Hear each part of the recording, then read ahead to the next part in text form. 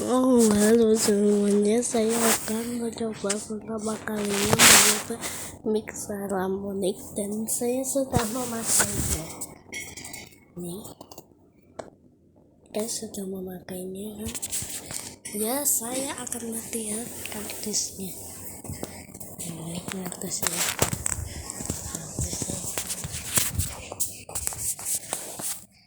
Tapi sebenarnya gelap ya.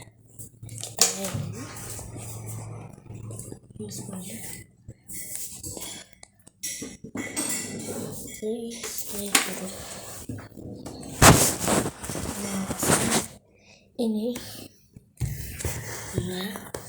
Ini kardusnya di belakang, kita akan membukanya. Ini pertama kali dibuka ya. Tuh kan,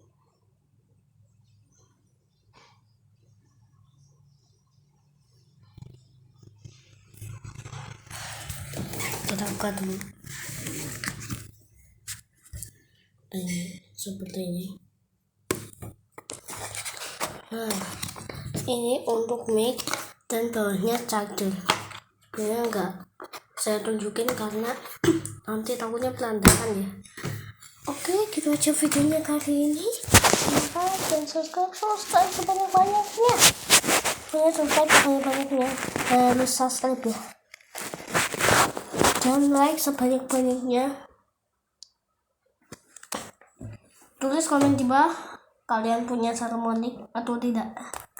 Nah, oke, bye.